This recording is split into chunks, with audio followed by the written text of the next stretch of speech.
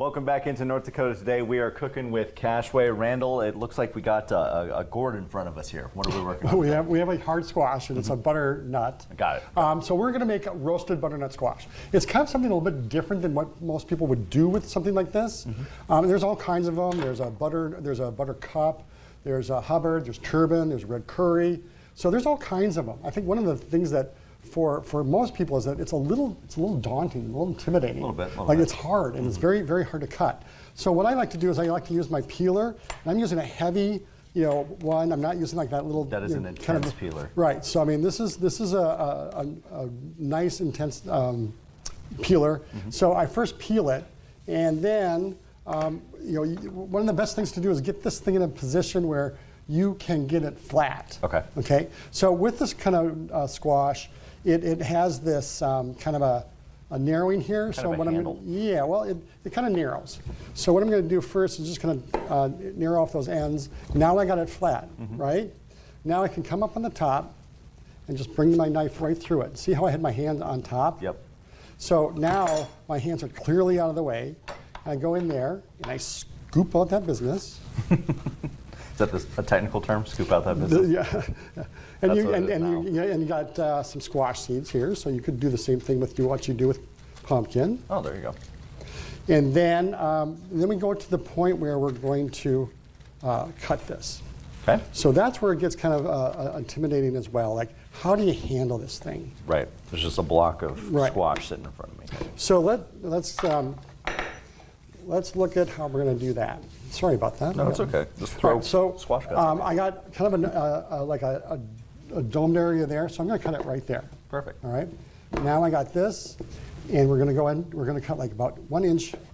You can go. Oh, do the same thing. Yep. Gotcha. So about 1 inch sections. Okay. Now I have to decide: do I want to make another incision here? Now you could easily probably do that because you're so wide.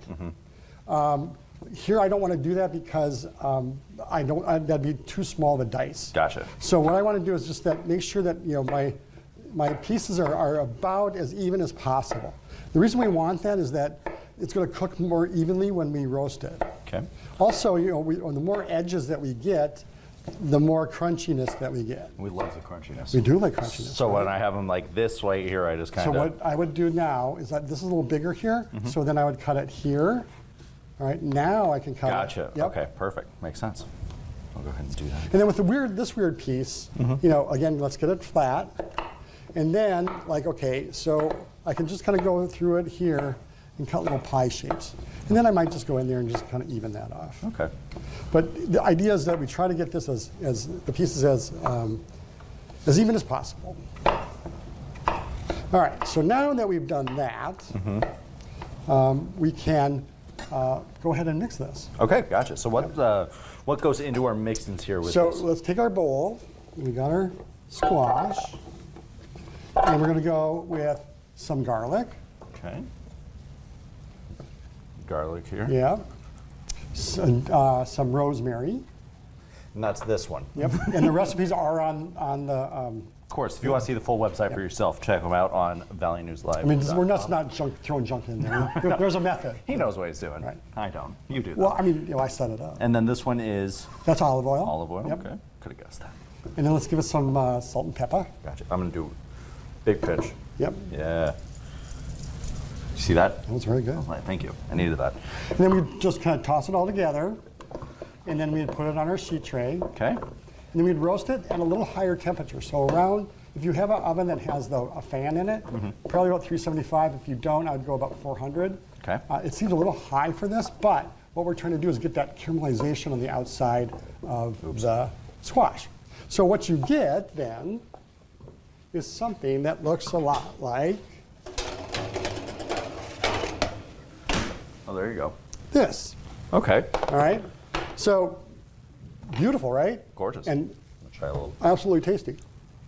So So you could serve it just like that. It's absolutely amazing. Okay. What else could you do with it? I don't know. Maybe in a salad. Okay. Cool it. Kind of like a crouton. Huh. What about in a pasta? Ooh, all kinds of options. I know. How about a gratin?